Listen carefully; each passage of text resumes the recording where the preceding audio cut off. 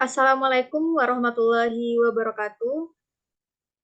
Sebelumnya, perkenalkan kami dari kelompok 3 yang beranggotakan 3 orang, yaitu terdiri dari saya sendiri, Sidisha Fitri dengan NIM 230052212, dan teman-teman kelompok saya.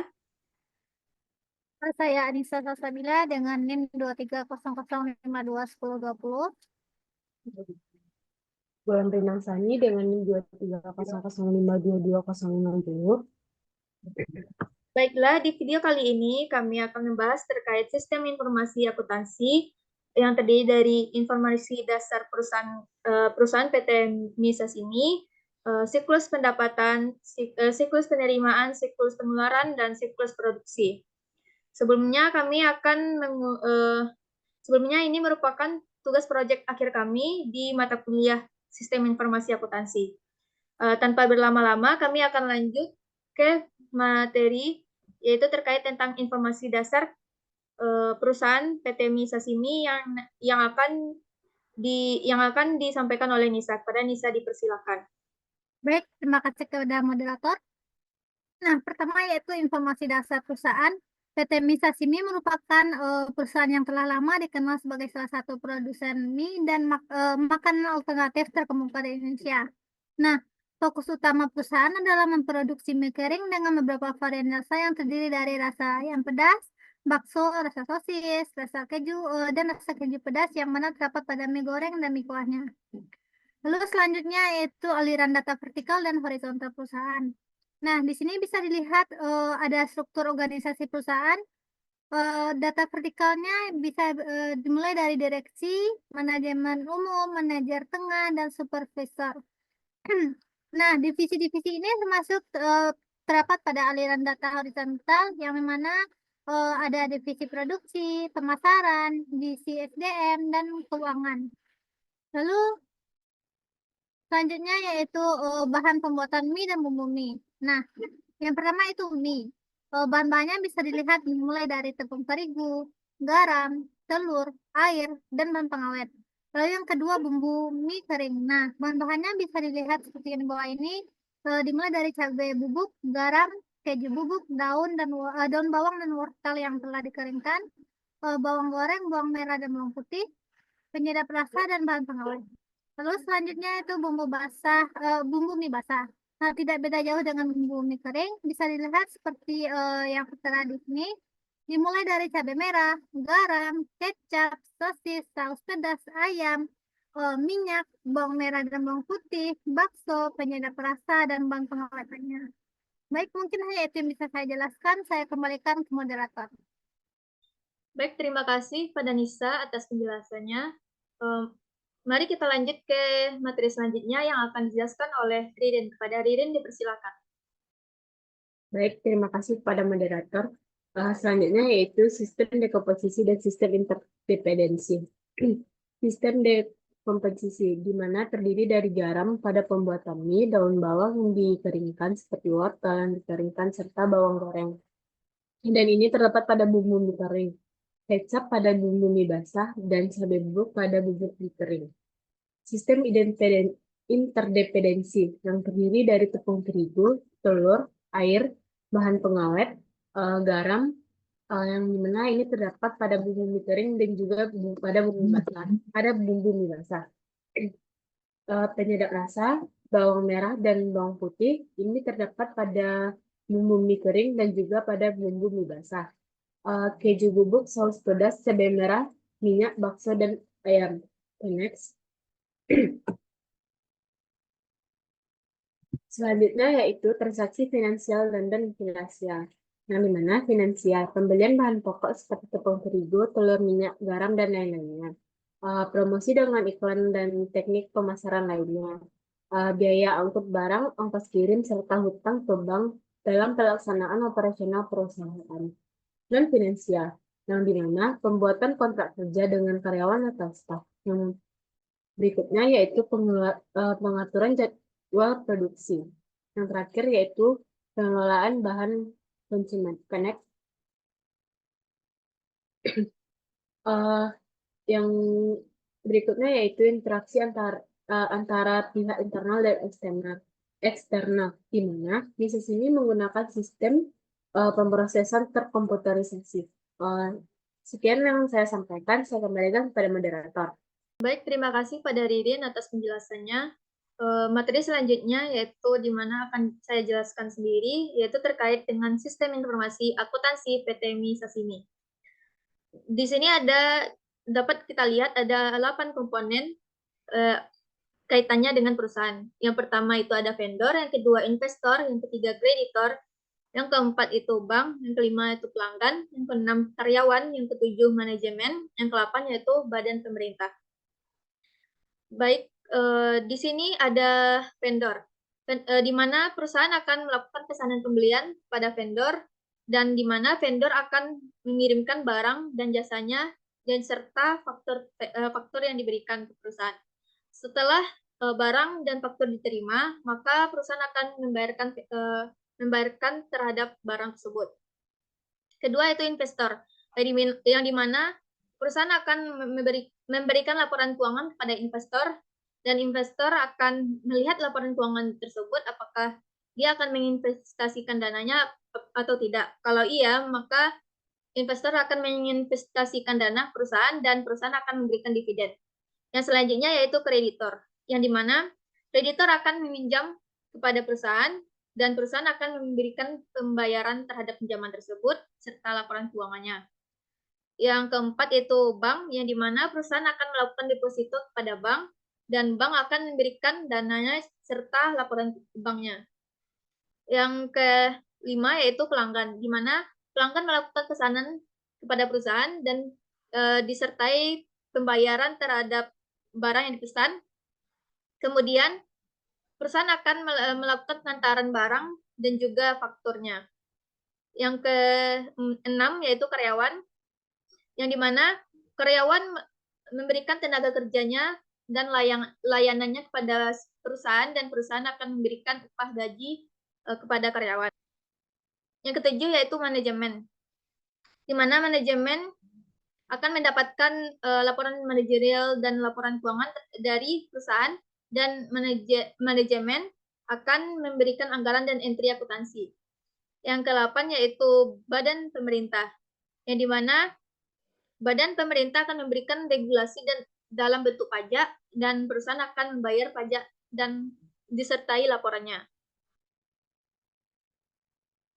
Materi selanjutnya yaitu terkait aspek lingkungan usaha yang mempengaruhi perusahaan.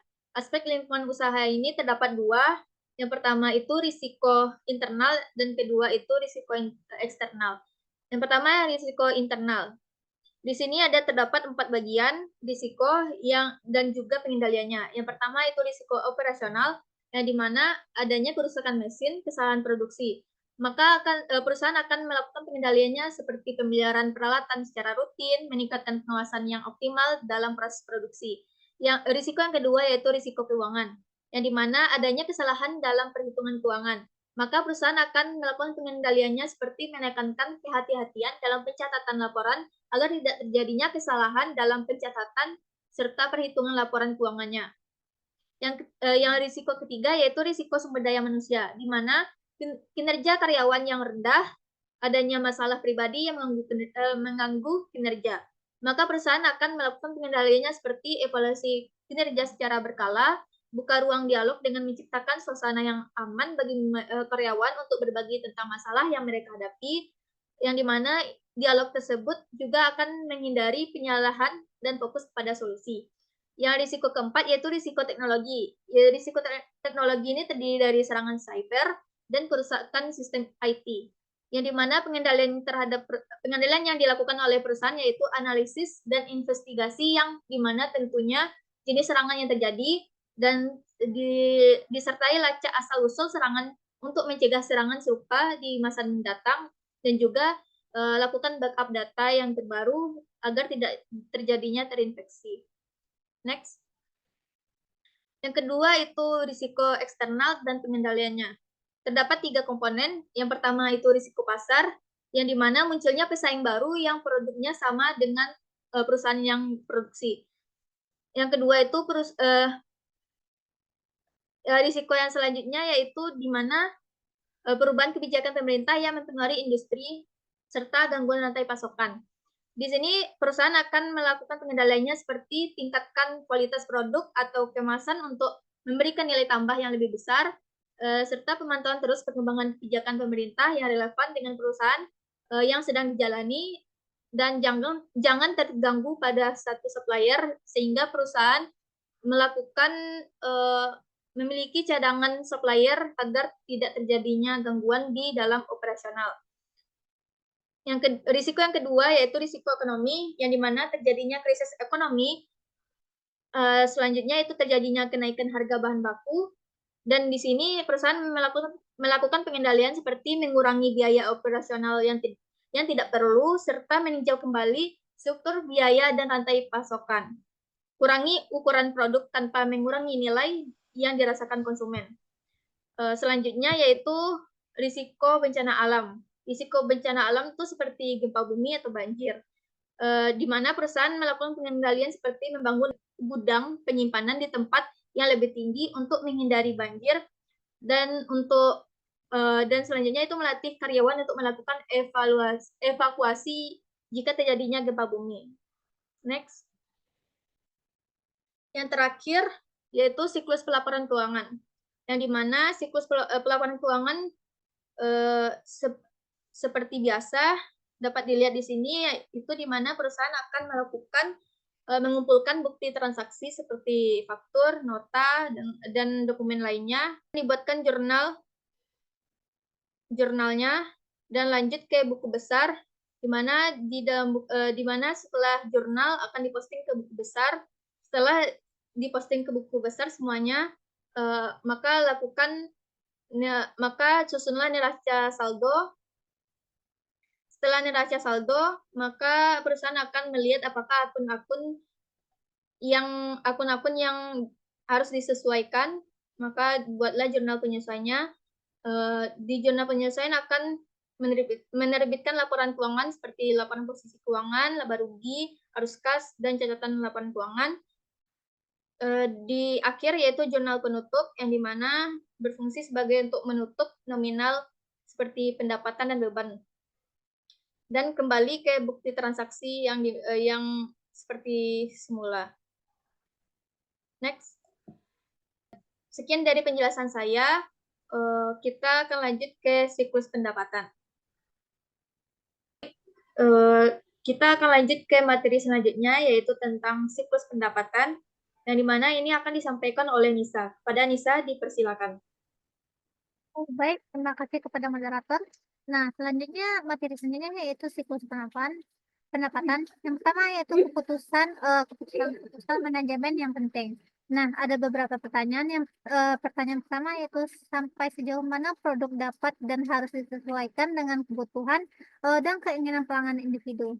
Nah, PT Misas ini menyediakan produk yang berfokus kepada pelanggan pecinta mie, yang dimana menyediakan produk yang disesuaikan oleh selera pelanggan, yang menyediakan berbagai varian rasa dimulai dari rasa ayam pedas, bakso, sosis, dan rasa keju pedas.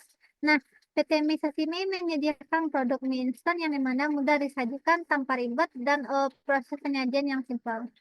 Lalu yang kedua yaitu tidak hanya itu, PT Sesimi juga menyesuaikan produk dengan mengikuti tren rasa global, sehingga perusahaan juga akan mengupdate varian rasa tanpa menghilangkan rasa khas pada mie tersebut. Yang ketiga, perusahaan juga menyediakan pilihan mie dengan kandungan kalori yang lebih rendah, dan PT Mie Sesimi juga membangun persepsi merek yang kuat dan premium, sehingga konsumen umumnya bersedia membayar lebih untuk produk yang dianggap memiliki kualitas yang lebih baik. PT Mie Sesimi juga menyediakan produk yang memiliki harga standar dengan kualitas yang sesuai dengan harga yang bisa terjangkau dan ramah di kantong. Lalu pertanyaan kedua yaitu seberapa banyak persediaan yang harus dimiliki dan di mana persediaan tersebut harus ditempatkan. Nah, untuk mengetahui seberapa banyak persediaan yang dimiliki, yaitu dengan melakukan perputaran persediaan. Nah, proses perputaran tersebut PT Misasimi melakukan sebagai berikut. Yang pertama yaitu pembelian.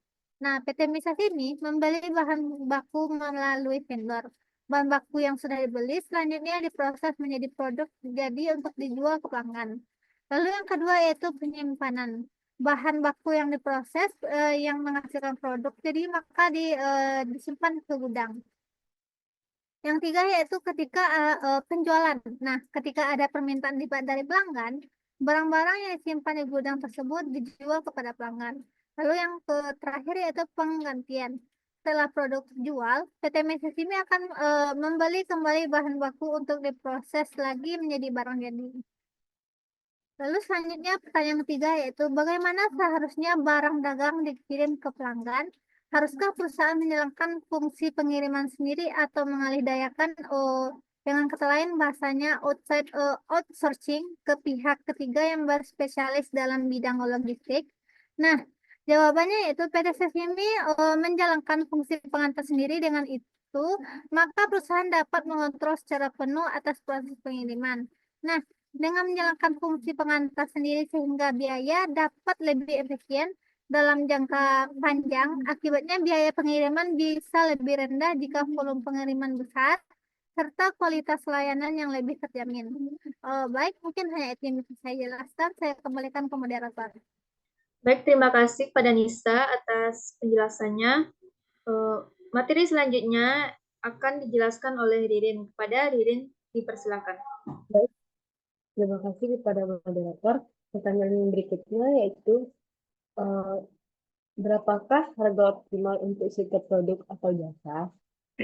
Jawabannya, Organisasi ini menentukan harga optimal untuk setiap produk dapat dilakukan dengan mengetahui terlebih dahulu berapa kapasitas yang akan diproduksi. Dengan itu, perusahaan bisa menghitung berapa harga pokok produksi, serta perusahaan bisa mengetahui berapa biaya yang dikeluarkan selama produksi, mengetahui harga jual per unit, dan juga memperhatikan keuntungan yang didapatkan.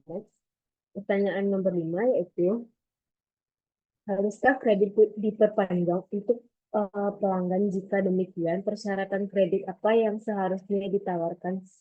Seberapa banyak kredit yang dapat diperpanjang untuk setiap pelanggan?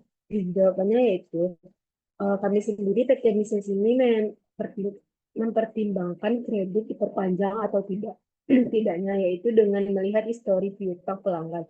Apabila riwayat piutang pelanggan lancar, maka PT Misses ini memperpanjang kredit pada pelanggan. Ini terdiri dari beberapa opsi. Yang pertama yaitu Misses ini memberikan syarat berupa termin 2/10 N/30. Dengan adanya termin membuat pelanggan lebih cepat membayar utangnya. Lalu, PT Misses ini juga memberikan denda kepada pelanggan apabila pelanggan tersebut terlambat melakukan pembayaran. Terakhir, yaitu PT Misses ini membuat peraturan apabila pelanggan ingin menambah kreditnya, maka pelanggan harus membayar sebesar 80% dari pembelian kredit sebelumnya. Pertanyaan nomor 6.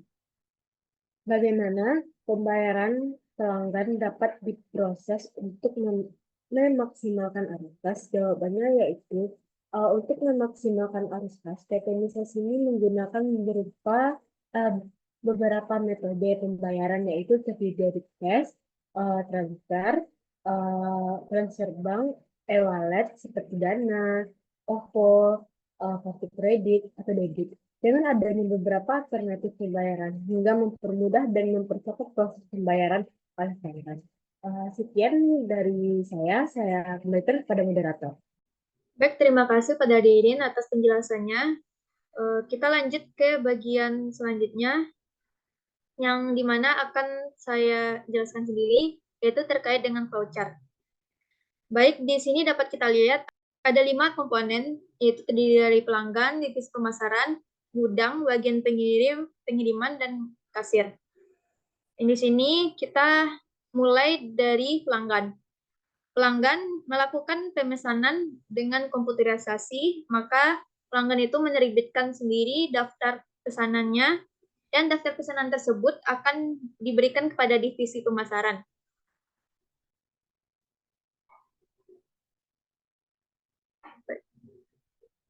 Divisi pemasaran. Selanjutnya, pada divisi pemasaran, akan membuat nota penjualan dan menerbitkan tiga dokumen, yaitu nota penjualan. Yang pertama itu diarsipkan, yang kedua itu diberikan kepada bagian pengiriman, dan yang kedua itu berikan kepada kasir. Selanjutnya, kita masuk ke divisi pemasaran lagi, itu melalui pembuatan surat permintaan barang, di mana divisi pemasaran membuat surat permintaan barang secara komputerisasi dan menghasilkan surat permintaan barang. Dan surat permintaan barang ini akan diteruskan kepada gudang. Dan bagian gudang akan menyiapkan barang dan melakukan pengecekan serta pengemasan. Setelah melakukan pengemasan, maka bagian gudang akan membuat bagian gudang menyiapkan barang dan melakukan pengecekan serta pengemasan, dan akhirnya menerbitkan data pesanan barang. Dari data pesanan barang tersebut, maka bagian gudang selanjutnya itu membuat surat jalan, ya di mana surat jalan ini disertai dengan barang yang sudah dikemas dan menghasilkan dua surat, yaitu menghasilkan satu surat dan itu diduplikat menjadi dua. Yang pertama itu nanti diberikan kepada bagian pengiriman, yang kedua yaitu diarsipkan. Selanjutnya itu pada bagian pengiriman. Pada bagian pengiriman, yang nota penjualan ini didapat dari divisi pemasaran, dan yang surat jalan ini didapat dari gudang. Nah, ini nanti diberikan kepada penghubung 3, yaitu di bagian pelanggan, di mana nanti bagian pengiriman akan memberikan surat jalan dan nota penjualan kepada pelanggan. Selanjutnya bagian kasir. Di sini pada bagian kasir, penghubung nomor 2 ini didapat dari divisi pemasaran. Nah, dari divisi pemasaran itu memberikan kasir, dan kasir akan membuat tagihan untuk pelanggan secara komputerisasi dan menerbitkan surat tagihan. Menerbitkan dokumen tagihan yang nantinya diberikan kepada penghubung nomor 4, di mana penghubung nomor 4 itu terdapat pada pelanggan. Setelah surat tagihan terbit, maka pelanggan akan melakukan pembayaran dan menerbitkan dokumen, yaitu bukti pembayaran. Nah, nanti bukti pembayaran ini akan diberikan kepada penghubung nomor 5, yaitu di mana ini akan diberikan kepada kasir sini, dan kasir menerima bukti pembayaran tersebut. Setelah itu kasir akan mencetak struk, dan hasilnya itu menghasilkan dua dokumen, yang dimana satu untuk diarsipkan dan satu lagi untuk diberikan kepada pelanggan. Ini merupakan tanda konektor luar untuk bagian halaman di luar halaman. Dan selesai. Oke, selanjutnya itu adanya ancaman dan pengendalian. Baik, perusahaan mengidentifikasikan ancaman dan pengendaliannya, yaitu di sini kelompok kami memaparkan 9 ancaman dan 9 pengendalian. Ini yaitu terdiri dari satu, kesalahan pencatatan transaksi, yang dimana pengendaliannya itu penggunaan sistem ERP yang terintegrasi dan otomatis untuk pencatatan transaksi secara akurat. Ancaman kedua yaitu penipuan oleh karyawan atau fraud, dengan pengendalian pemisahan tugas antara staf penjualan dan staf akuntansi untuk mencegahnya kecurangan. Yang ketiga yaitu penyalahgunaan diskon atau potongan harga. Pengendaliannya yaitu penetapan kebijakan diskon yang jelas dan pengawasan oleh manajer atas pemberian diskonnya. 4 yaitu kesalahan dalam pemrosesan pesanan yang pengendaliannya yaitu validasi pesanan oleh supervisor dan penggunaan sistem manajemen pesanan yang otomatis. Yang kelima yaitu kesalahan dalam pengiriman barang, yang dimana pengendaliannya yaitu sistem verifikasi pengiriman dengan menggunakan tanda terima atau sistem barcode. Yang keenam yaitu pembatalan pesanan oleh pelanggan tanpa alasan yang jelas. Pengendalian yang dilakukan oleh perusahaan yaitu persyaratan pembayaran di muka atau deposit untuk memastikan komitmen pelanggan. Yang ketujuh yaitu pengiriman barang yang tidak sesuai dengan pesanan. Pengendalian proses pemeriksaan dan verifikasi barang yang dikirim dengan pesanan yang terdaftar. Yang ke-8 yaitu penurunan kualitas barang yang dikirim. Pengendaliannya yaitu kontrol kualitas yang ketat sebelum pengiriman barang kepada pelanggan. Yang terakhir yaitu penundaan pengiriman, yang dimana perusahaan melakukan pengendalian seperti pemantauan pengiriman dengan sistem.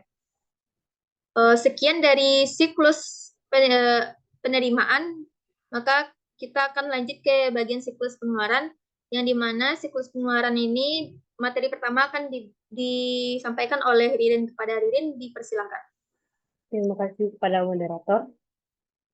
Selanjutnya yaitu siklus pengeluaran.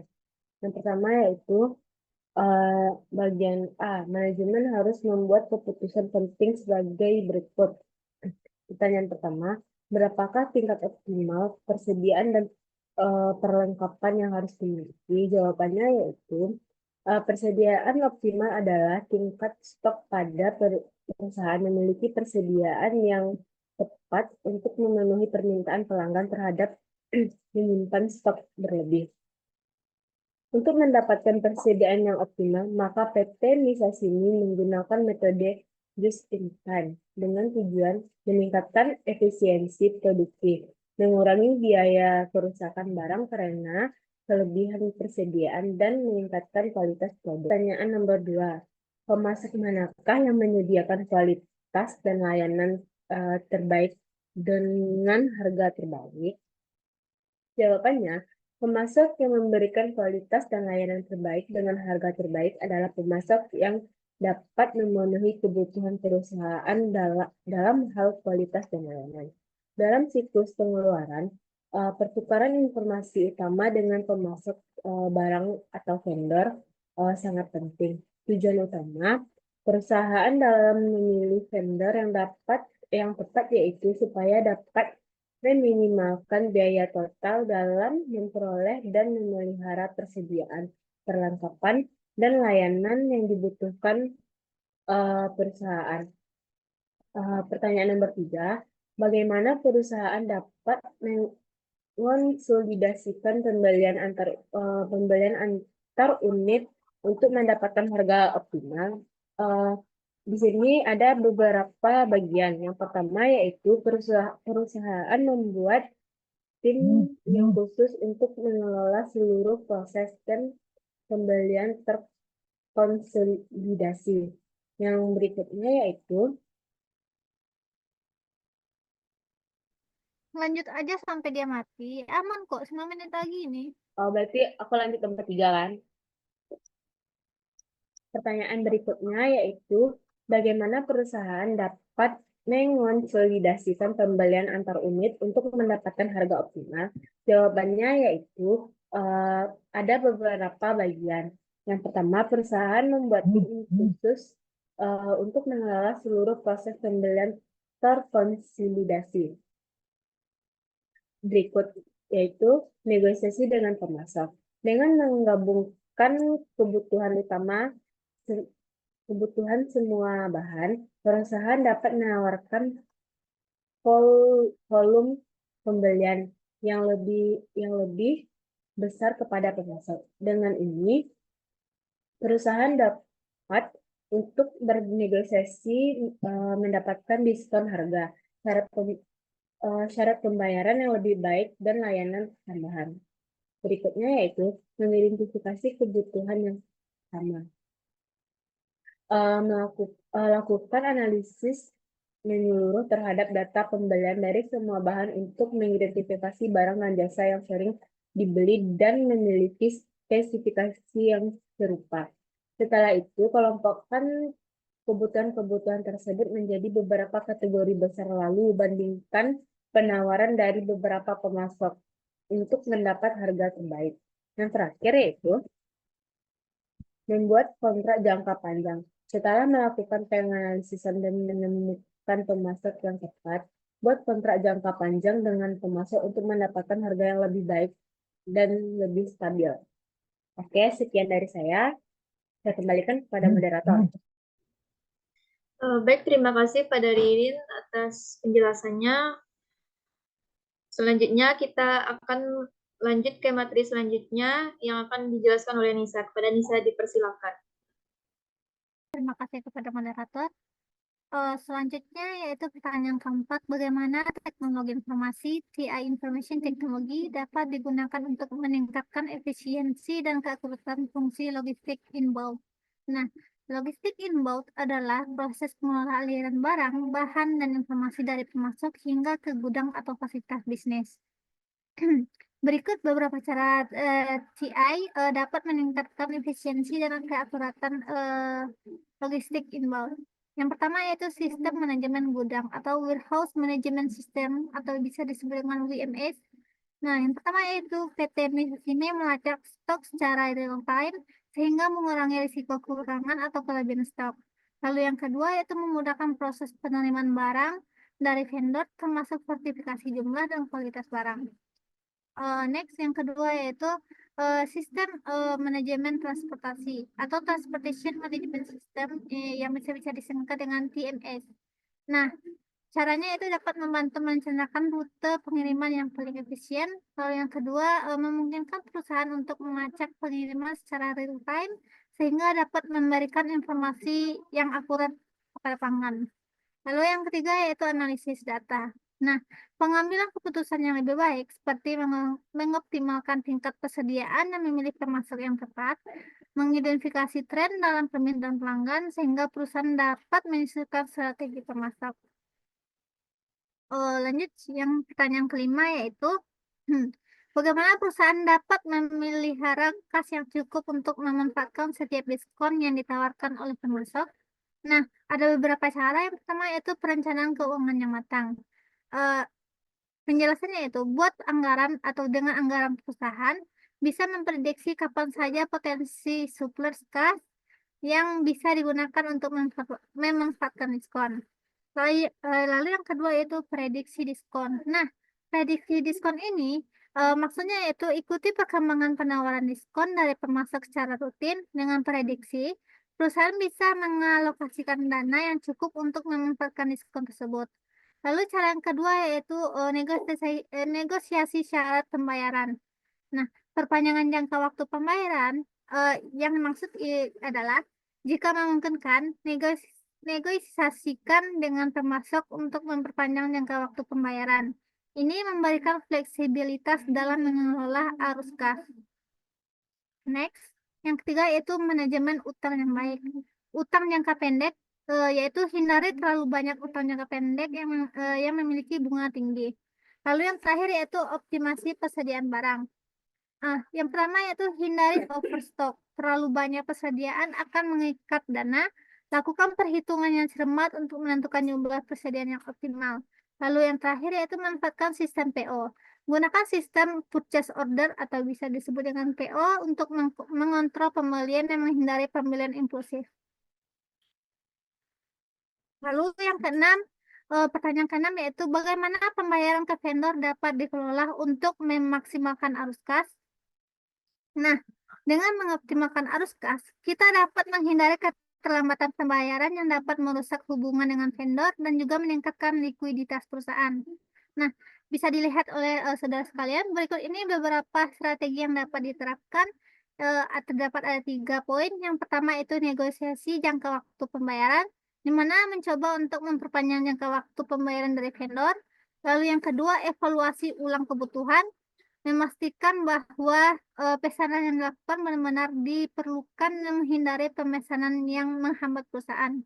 Lalu yang terakhir yaitu manfaat teknologi, gunanya menggunakan pembayaran otomatis untuk memastikan pembayaran dilakukan tepat waktu dan menghindari keterlambatan. Baik, mungkin hanya itu yang bisa saya jelaskan. Saya kembalikan ke moderator. Baik, terima kasih kepada Nisa atas penjelasannya.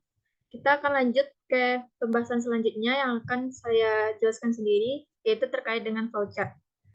Baik, di sini ada 5 komponen lagi, yaitu terdapat di bagian gudang, manajemen, divisi pemasaran, vendor, dan divisi akuntansi. Yang dimana flowchart kita mulai dari gudang. Gudang melakukan pengecekan persediaan secara manual, maka gudang menerbitkan daftar persediaan. Dan nantinya daftar persediaan ini akan diberikan kepada manajemen, dan bagian manajemen akan melakukan pemeriksaan atas daftar persediaan tersebut. Hasil dari pemeriksaan itu, maka terdapatlah 2 dokumen yang sudah diotorisasi oleh manajemen. Yang pertama itu dilanjutkan ke yang pertama dilanjutkan ke proses membuat daftar pesanan persediaan yang diperlukan. Yang kedua itu diarsipkan. Bagian untuk membuat daftar pesanan persediaan melalui komputerisasi, manajemen menghasilkan 2 dokumen, yaitu dokumennya daftar pesanan persediaan. Yang pertama itu diarsipkan, yang kedua itu diberikan kepada penghubung pertama, yaitu di mana penghubung pertama ini bagian divisi pemasaran. Nah, lanjutnya yaitu divisi pemasaran menerima daftar pesanan persediaan dari manajemen. Bagian divisi pemasaran lanjut ke membuat surat permintaan barang.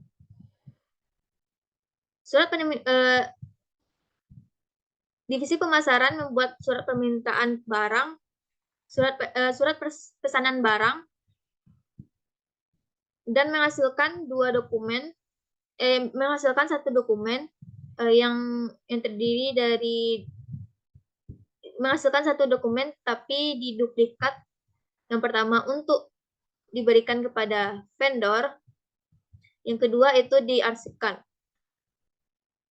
Surat pesanan barang yang diberikan kepada vendor itu nanti lalu diproses oleh vendor dengan membuatnya tagihan.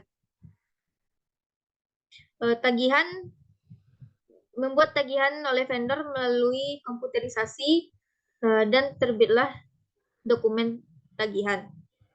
Dokumen tagihan tersebut akan diberikan lagi kepada divisi pemasaran, dan bagian pemasaran akan melakukan pembayaran secara manual dan menghasilkan 1 dokumen terdiri dari menghasilkan 1 dokumen yang diduplikat. Yang satunya diberikan kepada penghubung 2, yaitu bagian vendor. Yang satu lagi itu diberikan kepada penghubung 5, yaitu divisi akuntansi. Kita lanjut kepada penghubung nomor 2, yaitu pada vendor, yang dimana bagian divisi pemasaran memberikan bukti pembayaran kepada vendor. Selanjutnya, vendor akan melakukan aktivitas selanjutnya, yaitu vendor melakukan pengiriman, di mana pengiriman tersebut disertai oleh barang, dan menerbitkan daftar barang yang dipesan. Daftar barang yang dipesan tersebut akan diberikan kepada penghubung nomor 3, yang dimana penghubung nomor 3 yaitu bagian gudang. Pada bagian gudang akan melakukan pengecekan kembali terhadap pesanan yang sudah diberikan kepada vendor, dan akan menerbitkan 1 dokumen yang diduplikat,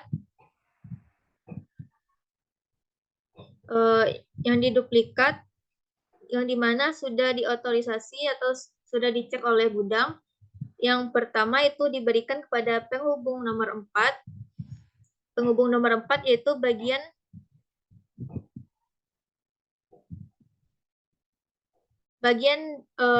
penghubung nomor 4 yaitu diberikan kepada manajemen. Nisa coba di next. Nah, ini penghubung nomor 4 diberikan kepada manajemen dan manajemen akan melakukan pengecekan kembali terhadap daftar yang sudah diberikan oleh bagian gudang dan menghasilkan dokumen daftar barang yang dipesan yang dimana diotorisasi oleh manajemen. Oke, selanjutnya yang kita lanjut kepada bagian pemasaran, di mana tadi bukti pembayaran tersebut diberikan kepada divisi akuntansi. Nah, pada divisi akuntansi akan melanjutkan kepada proses pembuatan laporan pengeluaran kas melalui komputerisasi dan menghasilkan laporan pengeluaran kas. Setelah menghasilkan laporan kas, maka flowchart selesai.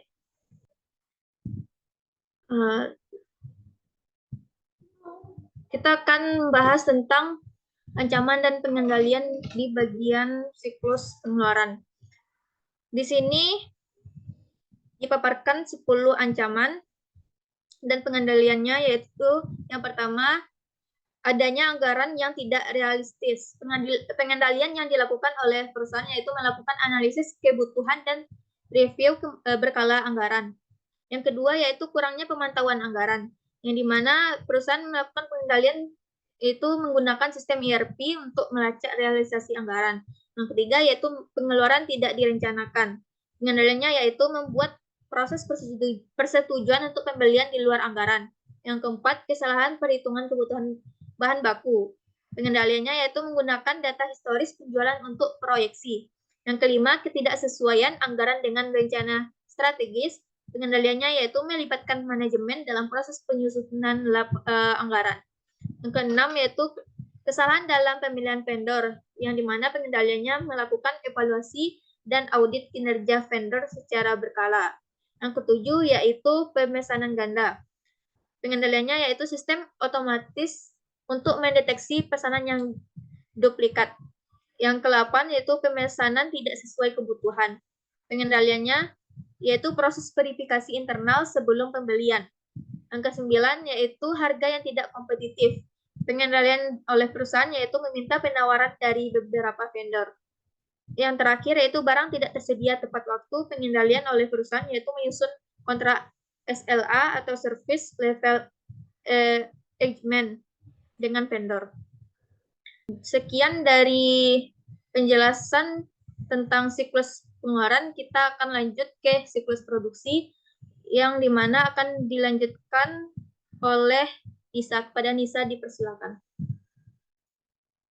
Baik, terima kasih kepada moderator. Selanjutnya yaitu kita akan membahas siklus produksi. Nah, siklus produksi yang pertama yaitu aktivitas dasar dalam siklus produksi. Oke, baik. Yang pertama yaitu kita akan membahas aktivitas dasar dalam siklus produksi. Nah, dalam aktivitas dasar dalam produksi ini terdapat beberapa poin. Yang pertama yaitu rancangan produksi. Rancangan produksi ini ada terdapat 3 poin juga. Yang pertama yaitu penetapan spesifik. PT Misasi Mie menentukan terlebih dahulu jenis mie yang akan diproduksi seperti mie instan, mie basah, mie kering, serta rasa, ukuran, kemasan, dan nutrisi yang terkandung. Lalu poin kedua yaitu pengembangan resep. Nah, menentukan perbandingan bahan baku yang tepat untuk menghasilkan cita rasa yang khas dan kualitas yang baik. Lalu yang ketiga yaitu desain kemasan. Membuat desain kemasan yang menarik, informatif, serta memperhatikan aspek fungsionalitas dan keamanan produk. Next. Poin kedua, materi kedua yaitu perencanaan dan penjadwalan produksi. Nah, Perencanaan penjadwalan produksi ini ada beberapa poin. Yang pertama yaitu peramalan permintaan. PT mie sashimi menganalisis terlebih dahulu tren pasar dan perkiraan penjualan dan menentukan jumlah produksi yang dibutuhkan. Lalu poin kedua yaitu perencanaan bahan baku. Nah, perencanaan bahan baku ini menghitung kebutuhan bahan baku seperti tepung terigu, minyak goreng, bumbu, dan bahan tambahan lainnya. Lalu poin terakhir yaitu penjualan produksi. Nah, penjualan produksi membuat jadwal produksi yang efisien, mempertimbangkan kapasitas mesin, ketersediaan tenaga kerja, dan tenggang waktu pengiriman. Lanjut, yang ketiga yaitu operasi produksi. Nah, di operasi produksi terdapat 3 poin juga, yang seperti saudari lihat. Yang pertama itu penerimaan bahan baku. Penerimaan bahan baku penerimaan baku ini menerima bahan baku yang telah dipesan sesuai dengan spesifikasi yang telah ditetapkan serta melakukan pengecekan terhadap bahan baku yang dipesan. Lalu yang kedua yaitu proses produksi. Nah, di dalam proses produksi melakukan proses mulai dari pencampuran bahan baku, pengadukan adonan, pembentukan mie, pengeringan khusus untuk mie kering, lalu pembuatan bumbu basah dan kering hingga pengemasan. Lalu yang ketiga yaitu pengendalian kualitas. Nah, di dalam pengendalian kualitas melakukan pemeriksaan kualitas pada setiap tahap produksi untuk memastikan produk yang dihasilkan sesuai dengan standar yang telah ditetapkan. Baik, mungkin hanya itu yang bisa saya jelaskan. Saya kembalikan ke moderator. Terima kasih kepada Nisa atas penjelasannya. Kita lanjut ke materi selanjutnya akan dijelaskan oleh Lilin. Kepada Lilin, dipersilakan. Baik, terima kasih kepada moderator. Yang ini. Baik, selanjutnya yaitu akuntansi biaya produksi, yang dimana pengumpulan data biaya mengumpulkan data biaya yang terkait dengan proses produksi seperti biaya bahan baku, tenaga kerja, utilitas, dan overhead pabrik. Berikut perhitungan biaya pabrik. Berikutnya yaitu perhitungan biaya produksi, menghitung total biaya produksi per unit produk untuk menentukan harga jual yang kompetitif. Yang terakhir yaitu analisis biaya, melakukan analisis biaya untuk mengidentifikasi area yang dapat dihemat dan meningkatkan efisiensi produksi. Next, sekian saya kembalikan kepada moderator. Baik, kita akan lanjut ke bagian flowchart yang dimana terdapat 4 bagian, yang dimana itu pertama itu divisi produksi, kedua gudang, ketiga divisi keuangan, dan terakhir yaitu manajer. Flowchart ini dimulai pada divisi produksi yang dimana bagian divisi produksi membuat surat permintaan bahan baku dan menghasilkan surat permintaan bahan baku yang dimana dibikin rangkap 2. Yang pertama, dokumen yang pertama itu diberikan pada penghubung pertama, itu bagian gudang, dan dokumen yang kedua itu diberikan kepada divisi keuangan. Selanjutnya kita lihat pada bagian gudang yang dimana tadi divisi produksi sudah memberikan surat permintaan bahan baku dan akan dilanjutkan dengan tahap melakukan pengecekan bahan baku oleh bagian gudang, dan nantinya gudang akan mengeluarkan dokumen daftar bahan baku. Selanjutnya, bagian gudang akan membuat surat pengeluaran bahan baku dan menghasilkan dokumen surat pengeluaran bahan baku, yang dimana ini dirangkap dua. Yang pertama itu diberikan kepada penghubung ketiga, yaitu bagian divisi yang diberikan kepada divisi produksi. Yang rangkap 2 itu diarsipkan. Rangkap yang pertama itu diberikan kepada divisi produksi. Divisi produksi akan melakukan proses produksi. dan terbitlah daftar barang jadi. Nanti daftar barang jadi ini di daftar barang jadi itu akan diproses lagi, yaitu membuat laporan keuangan oleh bagian divisi produksi, dan nantinya akan menerbitkan 2 dokumen. Yang pertama yaitu kartu harga pokok, yang kedua yaitu kartu jam kerja, yang dimana masing-masing dirangkap 2. Yang rangkap pertama itu nanti diberikan kepada penghubung keempat. Penghubung keempat yaitu di divisi keuangan, dan yang rangkap kedua itu akan diarsipkan.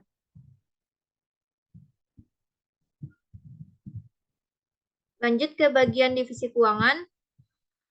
Dokumen yang sudah didapat dari bagian divisi produksi dan dokumen yang didapat dari divisi produksi itu nanti diproses lagi, yaitu membuat laporan harga pokok produksi melalui komputerisasi dan menghasilkan laporan harga pokok produksi yang dirangkap 2. Yang pertama itu nanti diberikan kepada manajer, yang kedua itu diarsipkan.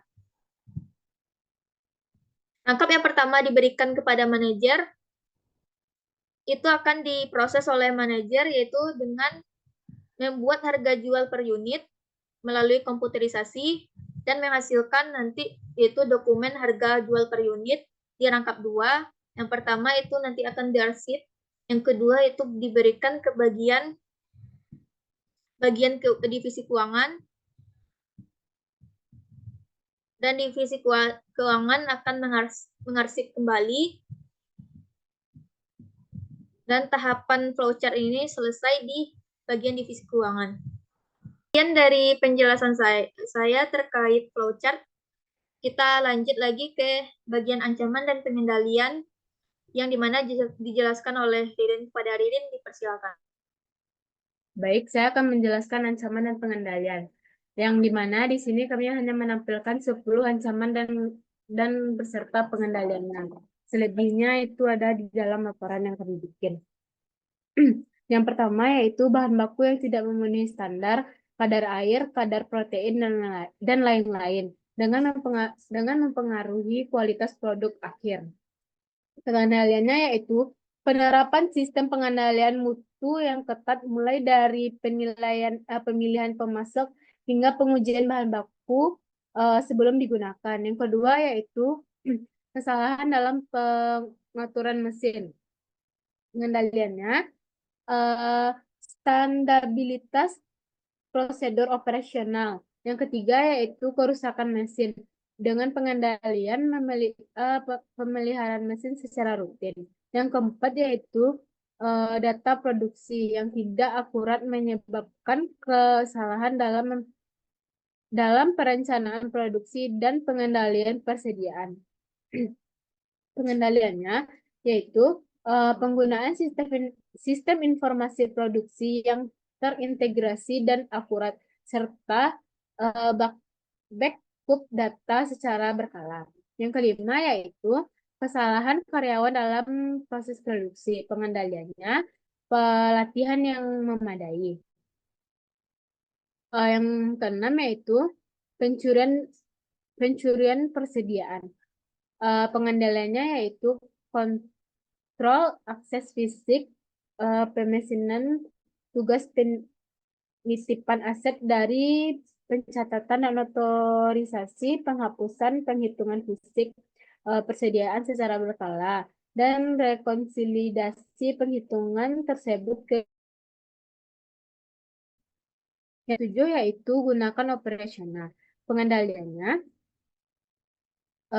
rencana pencadangan dan pemulihan bencana. Pencurian aset tetap, yang dimana pembatasan akses fisik terhadap aset tetap, memelihara catatan rinci tentang aset tetap termasuk pelepasannya. Berikutnya yaitu hilangnya persediaan atau aset tetap akibat kebakaran atau bencana lainnya. Pengendaliannya yaitu perlindungan fisik asuransi. Yang terakhir yaitu alokasi biaya overhead pabrik yang tepat. Pengendaliannya yaitu identifikasi semua biaya overhead, pilih metode alokasi yang tepat, gunakan sistem akuntansi yang akurat, libatkan semua pihak yang terkait, lakukan analisis varian varian varian tinjau ulang secara berkala. Sekian dari saya kembalikan kepada moderator. Baik, terima kasih pada Ririn. Berakhirnya penjelasan dari Ririn, maka berakhir pula presentasi kami pada kali ini. Saya sebagai moderator mohon maaf apabila ada kesalahan kata selama terjadinya presentasi ini. Kami dari kelompok 3 mengucapkan terima kasih atas perhatiannya dan mohon maaf atas kesalahan yang kami lakukan. Mudah-mudahan materi yang kami sampaikan cukup jelas dimengerti. Sekian dari kami. Assalamualaikum warahmatullahi wabarakatuh.